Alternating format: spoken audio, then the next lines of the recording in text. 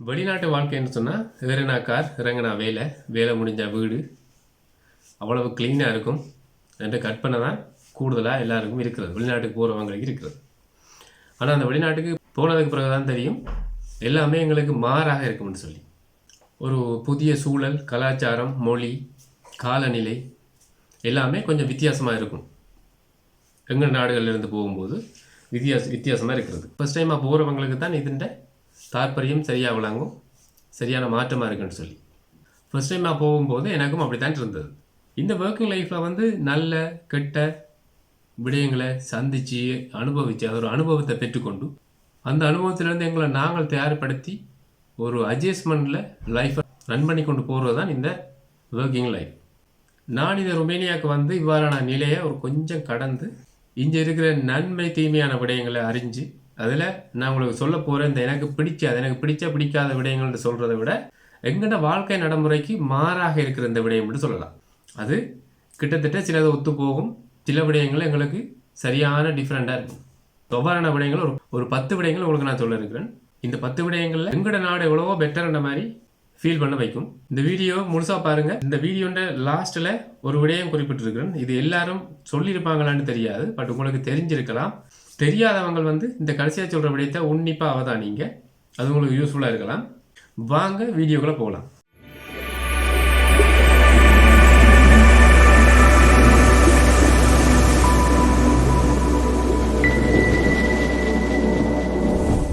உறவுகளுக்கு வணக்கம், நான் உங்கள் செபா.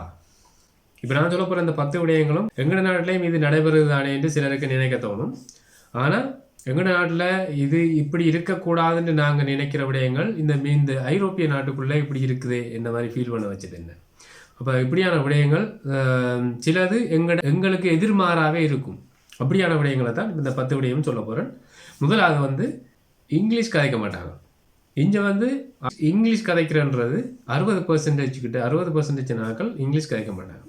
அது 40% ஆட்கள் தான். அதுவும் இப்போதைய ஜென்ரேஷன் ஸ்கூல் ஸ்டூடெண்ட்ஸ், ஒர்க்குக்கு போகிறவங்க, ஆஃபீஸ் ஒர்க்கு போகிறவங்க, அவங்களாம் ஓரளவு கதைப்பாங்க. மற்றது வெளிநாடு வெஸ்டர்ன் யூரோப்புக்கு போய் ஒர்க் பண்ணிட்டு வரவங்க இந்த இங்கிலீஷை எங்கள் சரளமாக கதைக்கக்கூடிய அளவுக்கு இருக்கும். சில வில்லேஜ் இடங்கள், இப்போ வில்லேஜ் சைட்ல எல்லாம் இங்கிலீஷ் யூஸ் பண்ணவே மாட்டாங்க. ஏதாவது பொது விடயங்கள், ஒரு கவர்மெண்ட் ஆஃபீஸ் அலுவலாக கூட நாங்கள் போகிறோண்டா கூட அங்கேயும் கூடுதலானவர்கள் இருப்பாங்க. ஒரு சிலர் தான் இங்கிலீஷ் தெரிஞ்சவங்க இருப்பாங்க. மற்றாக்கள் எல்லாம் ருமேனியன் மொழி தெரியுமான்றது ருமேனியன் மொழிலாம் ஆன்சர் பண்ணுவாங்க. நாங்கள் எப்படி தான் இங்கிலீஷில் கதைச்சாலும் இது இங்கே வந்த புதுசில் நாங்கள் தொடர்பு கொள்வது சரியான கஷ்டமாக இருக்கும். அப்போ அந்த கம்யூனிகேஷன் சரியாக இருக்கணும். எங்களோட சேர்ந்து ஒர்க் பண்ணுறவங்களோட சரியாக இருக்கணும்னா நாங்கள் நல்ல வடிவாக அவதானிக்கணும் அவங்களை என்ன கதைக்கிறான்னு சொல்லி. எவ்வளவு கதியாக இந்த ருமேனியன் மொழியை கற்றுக்கொள்ள இயலுமோ, அண்டர்ஸ்டாண்ட் பண்ணிக்கொள்ள இயலுமோ அவ்வளவு கதியில் நாங்கள் இந்த மொழியை கற்றுக்கொள்றதுக்கு விரும்புவோம். இது தொடர்பான ஒரு வீடியோ ருமேனியன் லாங்குவேஜ் வீடியோ 2 போட்டிருக்கிறேன், ஐ பட்டனில் கொடுக்குறேன். அந்த வீடியோ நீங்கள் பார்த்து தெரிஞ்சு கொள்ளலாம். இதில் எனக்கு சரியான ஆச்சரியமாக இருந்ததும் காலையை தரக்கூடிய ஒரு விடயமாக இருந்தது என்னென்னு சொன்னால், நானும் ஒய்ஃபும் ஒரு ஹாஸ்பிட்டல் அளவலாக போயிட்டு டாக்டரை மீட் பண்ணுறோம். வேறொரு டாக்டர் வர வேண்டியவங்க, அந்த இடத்துக்கு வேறு டாக்டராக வந்தது. அவள் இங்கிலீஷ் கதைக்க தெரியாது. அப்போ ஒரு முக்கியமான பொசிஷனில் இருக்கிறவங்களுக்கே இந்த இங்கிலீஷ் நாலேஜ் இல்லை. இந்த தனி ருமேனியன் மொழியில் கற்றிருப்பாங்களா இல்லை வேறு நாடுகள்ன்ற இந்த யூரோப்பியன் லாங்குவேஜ் கற்றிருப்பாங்களான்னு தெரியாது. எங்களோட இங்கிலீஷ் கதைக்க தெரியல. நாங்கள் சொல்கிற விடயத்தை கூட எங்களுக்கு எக்ஸ்பிளைன் பண்ணுறதுக்கு தெரியாத ரீதியில் என்னால் புரிஞ்சு கொள்கிற அளவுக்கு புரிஞ்சு கொண்டு தேங்க்யூ சொல்லிட்டு வெளியில் வந்தது தான். அதுக்கு பிறகு யோசிச்சு இப்படியான இடங்களுக்கு நாங்கள் போய் இப்போ வாரவங்க ஓரளவு கம்யூனிகேட் பண்ணக்கூடிய அளவுக்கு நாங்கள் ருமேனியன் லாங்குவேஜ் கற்று வச்சிருப்பது சரியான ஒரு இம்பார்ட்டன்ட். அடுத்த விஷயம் இங்கே இருக்கிறவங்க 2 நேர சாப்பாடு சாப்பிடுவாங்க. ஒரு நாளைக்கு 2 டைம்ஸ் தான். இப்போ நாங்கள் எங்களோட நாட்டில் ஃபுல்லாக ரைஸை ஃபுல் கட்டு கட்டிட்டு 3 நேரமும் ஃபுல் கட்டு கட்டுவோம். அந்த 2 நேர சாப்பாடும் அவங்கள புரோட்டீன் எடுக்கிறபடியால் அவங்களுக்கு அது பசியை தூண்டுற இல்லையோ என்ன மாதிரி இல்லை. நாங்கள் 3 நேர சாப்பாடு சாப்பிடும்போது அது அவங்களுக்கு அதிசயமாக இருக்கிற மாதிரி பார்ப்பாங்க எங்களை. சில பேரை கேட்டு இருக்கிறாங்களே என்னட்ட 3 நேரம் சாப்பிட்ற நீ இவ்வளோ ஃபெட்டாக இருக்கணும், ஆனால் எங்களை விட வளர்ச்சி குறைவாக தானே இருக்குன்ற மாதிரி. அது எனக்கு கொஞ்சம் நெருடலாக இருந்தாலும் கூட சரி ஓகே, எல்லாரும் இல்லை, கூடுதலானவர்கள் 2 நேர சாப்பாடு சாப்பிட்றாங்க. நான் கிட்டடியில் பார்த்தேன், கண்ட்ராக்ட் வேலைக்கு நிற்கிறவங்களுக்கு கூட 2 நேர சாப்பாடு தான் சமைச்சு கொடுக்குறாங்களோ அவங்களுக்கு. அவங்க 2 நேர சாப்பாட்டோட வேலை செய்கிறாங்க. ஈவினிங் மட்டும் காலையில் 7:30 பின்னேரம் 5:30 மட்டும் வேலை செய்கிறாங்க. முக்கியமாக சொல்ல வேண்டியது எங்களுடைய முஸ்லீம் உறவுகள் வந்து இங்கே வந்து ஹலால் உணவுகள் பெற்றுக்கொள்வது இருக்குது. ஹலால் உணவு பட் மிக குறைவு. எல்லா இடங்கள்லையும் எல்லா வசதி வாய்ப்போடையும் அப்படி இருக்கிற இல்லை. இப்போ இவங்க வந்து இங்கே அவங்களா சமைச்சு குக் பண்ணி சாப்பிடக்கூடிய மாதிரி தான் இருக்கும். அப்போ அது வந்து எங்களை விட அவங்களுக்கு சரியான ஹார்டாக இருக்குன்றது தெரியுது. அடுத்த விடயம் வந்து சாப்பாடோட சம்மந்தப்பட்டது தான். ஸ்பைசி ஐட்டம் சாப்பிட மாட்டாங்க. அதோட இவங்களை என்ன ஸ்பைஸுக்கு யூஸ் பண்ணுறான்னு சொன்னால் பதப்படுத்தப்பட்ட மிளகாய், இதை ஒட்செட்ஸ்ன்னு சொல்கிற வினிகரில் எங்களோட க்ரீன் சில்லி அதில் ஊற வச்சு பதப்படுத்தி வச்சு அதை கனகாலத்துக்கு வச்சு பாவிச்சு கொண்டிருப்பாங்க. இங்கே கூடுதலாக சோர்பான்னு சொல்கிற சூப் ஐட்டங்கள், அந்த சில சூப்புகளுக்கு இப்போ சோர்பாதை போர்க்குன்றது, அப்போ அதெல்லாம் அந்த ஐட்டங்களுக்கெல்லாம் கட்டாயம் சில்லி எல்லாரும் இல்லை, குறிப்பிட்ட ஒரு சிலர் அந்த சில்லியை பாவிப்பாங்க. இதுதான் அவங்க ஆகக்கூடிய விதமாக பாவிக்கிற ஸ்பைசி என்று நான் பார்த்துருக்கிறேன். ஸ்பைசி என்றாலே இவங்களுக்கு சரியான ஒரு பயம் மாதிரி. நாங்கள் கூட இங்கே வந்து இப்போ நாங்கள் எங்களை மிக்சர் பேக்கெட் எல்லாம் கொண்டு வந்துடுவோம். நானும் வைஃபும் வரும்போது மிக்சர் பேக்கெட்ஸ், மற்றது எங்களோட மிளகாத்தூள், சில்லி பவுடர் ஐட்டங்கள், மற்றது மசாலா பவுடர் ஐட்டங்கள் எல்லாம் நாங்கள் கொஞ்சம் கொஞ்சம் எடுத்துகிட்டு வந்தோம். அப்போ அந்த நேரம் நாங்கள் சமைச்சு சாப்பிடும்போது எங்களோட வேலை செய்கிற ஆட்களுக்கு மிக்சர் கொஞ்சம் கொஞ்சம் கொடுத்து பார்த்தோம். அதை சாப்பிட்டுட்டு தலை தெறிக்க ஓடிக்கொண்டு இருந்தாங்க. அது வந்து எங்களோட நாட்டில் வந்து சாதாரண ஒரு மிக்சர் வந்து சில இடங்கள்லாம் சரியான ஸ்பைசி போட்டிருந்தாங்க. நாங்கள் வேண்டி வந்து ஒரு மீடியமானது தான், அவ்வளோ உரைப்பும் இல்லை. அந்த உரைப்பு சாப்பிட்டுட்டு எங்கடா ஓடுறாங்கன்னு பார்த்தா எல்லோரும் கிச்சனுக்கு பாத்ரூமுக்கு போயிட்டு வாய் ஒப்பளிக்கிறது, முகமெல்லாம் சிவந்து அவங்கள பார்க்கும்போது காமெடியாக இருந்தது. அப்போ நாங்கள் கட்டாயம் இங்கே வரும்போது, இந்த நாட்டுக்கு வரும்போது ஸ்பைசி ஐட்டங்கள் ஏதாவது கொஞ்சம் கொஞ்சமாவது உங்களுக்கு குக் பண்ணக்கூடியதாக எடுத்துக்கொண்டு வரது பெட்டர் குறிப்பிட்ட காலத்துக்கு. அதுக்கு பிறகு நீங்கள் புக்கர சைட்லேருந்து நீங்கள் ஆர்டர் பண்ணியோ இல்லை ஸ்ரீலங்கன் மார்க்கெட், இந்தியன் மார்க்கெட்டுகளில் நீங்கள் அதில் விசிட் பண்ணி வேண்டி பயன்படுத்தக்கூடிய மாதிரி இருக்கும். அடுத்த விடயம் என்னென்னு சொன்னால், இங்கே இருக்கிற ஒரு வர்க்கத்தினர் பிச்சை எடுக்கிறேன்னு, எனக்கு தர்மம் எடுக்கிறேன்னு சொல்லுவாங்க. பிச்சை எடுக்கிறேன்னு நான் சொல்ல வரேன், தெளிவாக உங்களுக்கு விளங்கும். எங்களோட நாடுகளில், இந்தியன் ஸ்ரீலங்கா மாதிரி நாடுகளில் எல்லாம் வந்து கூடுதலாக பப்ளிக் பிளேஸில், பஸ் ஸ்டாண்ட், ரயில்வே ஸ்டேஷன்களில் நாங்கள் காணக்கூடிய மாதிரி இருக்கும். சின்ன பிள்ளைகள் மற்றது சின்ன குழந்தைகளை, கை குழந்தைகளை வச்சு கொண்டு தாய்மார்கள் வந்து பிச்சை எடுக்கிறது. எங்கள் நாட்டில் இருந்தாலும் கூட ஒரு ஐரோப்பா நாடுன்னு நாங்கள் பார்த்த கண்ணோட்டத்தில் இந்த நாட்டிலையும் எப்படி இருக்கான்னு எனக்கு ஆச்சரியமாக இருந்த வந்த உடனே சிறுவர்கள் வந்து எங்களுக்கு பின்னாலேயே ஃபாலோ பண்ணிட்டு வந்து கிவ் மானி, கிவ் பானி, ஊன்லேன்னு நிற்பாங்க. ஏன்னா ஒரு லே தரட்டாம், இல்லாட்டி மணி தரட்டாம். அவங்களே தெரிஞ்ச அந்த மணின்ற வார்த்தையை பிடிச்சி வச்சு கொண்டு அந்த மணி கிவ் மணின்றது நிற்பாங்க. இங்கே பாணின்னு சொல்கிறாங்க, பாணி. அப்படி இல்லாட்டி சாப்பிட்றதுக்கு ஏதாவது கிடைக்குமா, சாப்பிட்றதுக்கு ஏதாவது அந்த கையை ரியாக்ட் பண்ணி கொண்டு நிற்பாங்க. எங்களுக்கு பார்க்க பாகமாக தான் இருக்கும். இது வந்து நான் துப்புரவா எதிர்பார்க்கல ருமேனியாவில் இப்படி இருக்குன்னு சொல்லி. ருமேனியாவில் இருக்கிற ஒரு சில டிஸ்ட்ரிக்டில், ஒரு சில ரீஜன் சொல்கிறது, ஒரு சில இடங்களில் இருக்கிற இந்த சிட்டி சைட்டாக இருந்தாலும் கூட பஸ் ஸ்டாண்ட், ரயில்வே ஸ்டேஷன் அதில் வந்து எங்களோட நாடுகளில் இருக்கிற மாதிரியே ஒரு சரியான கன்ஸ்ட்ரக்ஷன் செய்யப்பட்ட ஒரு இடமாக இருக்கிற இல்லை. அநேகமான நல்ல க்ளீன் ஏரியாவெலாம் இருக்குது, நல்ல க்ளீன் உள்ள இடங்கள் எல்லாம் சிட்டியெல்லாம் இருக்குது, பெரிய பெரிய சிட்டிகள். ஆனால் நான் போன சிட்டிகள் அப்படித்தானே தெரியாது. இப்போ உதாரணத்துக்கு கான்ஸ்டன்டா நான் போயிருந்தேன். கான்ஸ்டன்டாவில் இருக்கிற அந்த பஸ் ஸ்டாண்ட் கூட எங்கட நாடுகளில் இருந்த மழை நீர் தேங்கி நிற்கக்கூடிய மாதிரி பள்ளங்கள் பள்ளங்கள் இருக்குது. அதே மாதிரி ஒரு சரியான கார்பெட் லெவல் போட்டு ஒரு நல்ல நீட்டான மாதிரி எங்கட நாட்டில் கொஞ்சம் பின்தங்கிய இடங்கள் எப்படி இருந்ததோ அதே மாதிரி பார்க்கக்கூடிய மாதிரி எனக்கு அந்த எங்கட நாட்டை ஃபீல் வந்தது. எங்கட நாடு எவ்வளவோ பெட்டர்ன்ற மாதிரி. ஏன்னா இப்போ சில இடங்களில் வந்து பப்ளிக் டாய்லெட் பிரதேச சபைகள் மூலமாக நடத்துகிற, நகர சபைகள் மூலமாக நடத்துகிற, நாங்கள் காசு கட்டி போகக்கூடிய இடங்கள் கூட இருக்கும். சில பஸ் ஸ்டாண்டுகளில் அது கூட ஒழுங்கான வசதி இல்லை, லொக் பண்ணி வச்சுருந்துருக்குறாங்க. எங்களுக்கு வந்து இப்படியான இதுகள் கொஞ்சம் சிரமத்தை சந்திக்கக்கூடிய மாதிரி இருந்தது. அடுத்தது என்னென்னு பார்த்தீங்கன்னு சொன்னால் ஸ்மோக் அண்ட் ட்ரிங்கிங் ஹேபிட்ஸ். இது வந்து சாதாரணமாக எங்களோட நாடுகளிலே இப்போ அதிகரித்து கொண்டு வருது. இந்த ஜென்ரேஷன் வந்து அதிகமாக பயன்படுத்தி கொண்டிருக்காங்க. போதை வசத்துக்கு அடிமையாகி கொண்டிருக்கிற இதுகளும் எங்களோட நாடுகளில் கூடுதலாக இருக்குது, ஏசியன் கண்ட்ரிலையும்.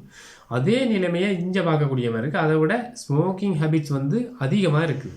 ஒரு நாளைக்கு 3-4 பாக்ஸ் ஸ்மோக் பண்ணக்கூடிய ஆட்கள் இருக்கிறாங்க. அது இல்லாமல் ஆண்களுக்கு நிகராக பெண்கள் ஸ்மோக் பண்ணுறாங்க இங்கே. இது வந்து வெஸ்டர்ன் யூரோப்பில் எல்லாரும் நாங்கள் பார்க்கக்கூடிய வெள்ளைக்காரர் கலாச்சாரம் எல்லாம் இப்படித்தான் இருக்குன்னு சொல்லி நீங்கள் நினைச்சாலும், கிழக்கு ஐரோப்பிய நாட்டில் வந்து சில இதுகள் வேறுபட்டு இருந்தாலும் இந்த இதுகளில் வந்து ஒற்றுமை ஓவரான ஸ்மோக்கிங் ஹேபிட்ஸ் இருக்குவங்களுக்கு. அது இல்லாமல் ட்ரிங்கிங் வந்து சாதாரணமாக இங்கே வைன் உற்பத்திகள் அதிகம். இந்த வைன் உற்பத்திகள் அதிகம். ஆனால் வைன் அருந்துறாங்கன்னு சொல்கிறது ஓகே, ஓரளவு ஏற்றுக்கொண்டாலும் அல்கோஹால் யூஸ் பண்ணுறதுல பியர்லேருந்து பீர் மற்ற வேறு சாராய பானங்கள் மற்றது இஞ்சியை தயாரிக்கிற எங்கட நாட்டு கள்ளச்சாராயம் அப்படி சொல்கிறது, கள்ளச்சாராயம் மாதிரி இஞ்ச ஒரு சுய்க்கான்னு சொல்லி இஞ்சத்திய பழங்கள்ல இருந்து தான் தயாரிக்கிறாங்க. அது கூடுதலான பாவனை கிராமப்புறங்களில் நான் பார்க்கக்கூடிய மாதிரி இருந்தது. ஒரு ஃபேமிலியாக இருந்தாலும் கூட அவங்க சில்ட்ரன்ஸில் அவங்களோட பிள்ளைகள் பேரண்ட்ஸ் எல்லாரும் ஒன்றா இருந்து ட்ரிங்க் பண்ணுறது, ஒன்றா இருந்து ஸ்மோக் பண்ணுறதையும் நான் கண்டிருக்கிறேன். எனக்கு தெரிஞ்ச வில்லேஜில் இருக்கிற ஃபேமிலிகள் கூட அந்தளவுக்கு அதுக்கு அடிக்ட் ஆகியிருக்காங்கன்னு தோணுது. அதே நேரம் எங்களோட நாட்டில் இருக்கிற இந்த தேவையில்லாத போதை வஸ்துகள், ஆக தடை செய்யப்பட்ட போதை வஸ்து பாவனைகள் இந்த நாட்டிலையும் இருக்குன்றது.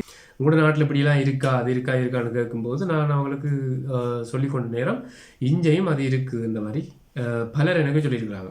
இப்படியான சூழ்நிலையில் நாங்கள் எவ்வளவு கண்ட்ரோலாக நாங்கள் இருந்தாலும் கூட அடிமையாகிறதுக்கு கூடுதலான சான்ஸ் இருக்குது.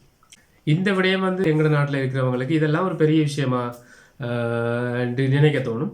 ஆனால் நானும் அது உத்தமன் தான் சொல்ல வரையில் எங்களுக்கும் அந்த ஹேபிட் இருந்தாலும் இங்கே அதிகமாக அடிக்ட் ஆகிறதுக்கு சான்ஸ் இருக்குது என்று சொல்கிறதுக்காக தான் இந்த விடயத்தை நான் சொல்லியிருந்தேன். எங்களோட நாடுகளில் மாதிரி ஒரு பாருக்கு போயோ இல்லை ரெஸ்டாரண்ட்டுக்கு போய் தான் நாங்கள் வேண்டணும் முடியல. இங்கே தெருவுக்கு தெரு இருக்கிற சின்ன சின்ன சூப்பர் மார்க்கெட்டில் கூட, சின்ன சின்ன கடைகளில் கூட இந்த ட்ரிங்க்ஸ் ஐட்டம், சிகரெட் ஐட்டங்கள் இலகுவாக பெற்றுக்கொள்ளக்கூடிய மாதிரி இருப்பாங்க. அடுத்த விடயம் என்னென்னு சொன்னால், இந்த விடயத்தில் மாஸ்டர் டிகிரி முடிச்சாக்களெல்லாம் இருப்பாங்க, பேட் வேர்ட்ஸ் கூட பாய்ப்பாங்க. இங்கே எல்லாத்துக்குமே அடிக்கடி பாவிச்சு கொடுப்பாங்க. அது கூடுதலாக இங்கிலீஷ் படங்களில் கூட மூவிகள்லேயே நாங்கள் சாதாரணமாக சில வேர்ட்ஸுகளை அடிக்கடி யூஸ் பண்ணுறதை நாங்கள் பார்க்கக்கூடிய மாதிரி இருக்கும். அதே மாதிரி இங்கே சாதாரண வாழ்க்கை நடைமுறையில் நாங்கள் கதைக்கும் போது கூட அடிக்கடி இந்த வேர்ட்ஸை யூஸ் பண்ணுவாங்க. கூடுதலாக படித்த சமூகங்கள், ஜொப்பில் இருக்கிறவங்க அதை தவிர்த்தாலும் அவங்களே பல தடவை யூஸ் பண்ணுறதை நான் பார்த்துருக்குறேன். எங்களை மாதிரியாக்களை காயப்படுத்துகிற அளவுக்கு யூஸ் பண்ணதில்லை. ஏன்னா அதில் இந்த நாடு ஒரு பெருமைக்குரிய விஷயம் என்னென்னா, நான் பார்த்ததில் எங்களை இழிவுபடுத்துறதுக்கு யாருமே யூஸ் பண்ணலை இது வரைக்கும். சாதாரணமாக ஜோக்கா கதைக்கும் போது கூட, ஒரு குரூப்பில் இருந்து யோகா கதைக்கும் போது கூட இந்த வார்த்தைகள் அடிக்கடி எல்லார வாயிலிருந்தும் வரும். அடுத்த விடயம் என்னென்னு சொன்னால், இங்கே இருக்கிற கூலி தொழிலாளர்கள் இல்லை தொழிலாளர்கள் கோமனாகவே ஆஃபீஸ் ஒர்க் அதெல்லாம் நான் எடுத்துக்கொள்ள முடியாது. தொழிலாளர்கள்ன்ற பொறுத்தளவில் ஹார்ட் ஒர்க் பண்ண மாட்டாங்க. எங்களோட நாடுகள் மாதிரி, எங்களோட நாட்டில் லேபர்ஸ்கள் மாதிரி, எங்களோட தொழிலாளிகள் மாதிரி ஹார்ட் ஒர்க் பண்ண மாட்டாங்க. என்றால் இங்கே அது ஹார்ட் ஒர்க் பண்ணினாலும் அது அவங்களோட சொந்த வேலையாக இருக்கும், சொந்த வீட்டு வேலையாக இருக்கும். ஏனென்றால் நான் கூடுதலாக இங்கே வர்ற தொழிலாளிகளை பார்த்துருக்கேன். டைம் பாஸ் பண்ணுறதுக்குண்டே ஸ்மோக் பண்ணுறது, ட்ரிங்க் பண்ணி கொண்டு வேலை செய்கிறது, மற்றது அரட்டை அடிக்கிறது, இதெல்லாம் கூடுதலாக மெனக்கிடுவாங்க. ஒரு சில மணித்தியாலும் வேலை செய்தாலும் அதுக்கு ஈக்குவலாக ரெஸ்ட் எடுத்துக்கொள்வாங்க.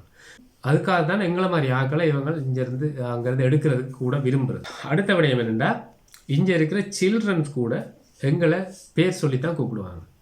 எங்களோட நாடுகளில் உதாரணத்துக்கு எங்களுக்கு வயசுக்கு மூத்தவங்களை அக்கா, அண்ணா, ஆன்டி, மாமா அப்படி ஏதோ ஒரு முறையை சொல்லி கூப்பிடுவோம். ஆனால் முறையை சொல்லி அழைச்சி தான் அவங்களோட கதைப்போம். ஆனால் இங்கே அந்த முறை சொல்கிறதெல்லாம் அப்படி ஒரு வழக்கம் இல்லை. இங்கே சின்னாக்கள்லேருந்து பெரியாக்கள் மட்டும் பேர் சொல்லி கூப்பிட்றது தான் இங்கே வழக்கமாக இருக்குது. உங்களுக்கு தெரியும், இங்கிலீஷில் நீங்கள்னு சொல்கிறதுக்கு இங்கிலீஷில் வார்த்தை இல்லை, யூ தான். அது அந்த கலாச்சாரம் ஓகே, இங்கிலீஷ் தான். இந்த ருமேனியன் லாங்குவேஜில் நீங்கள்னு சொல்கிறதுக்கு சரியான மரியாதைக்குரிய வார்த்தையெல்லாம் இருக்குது.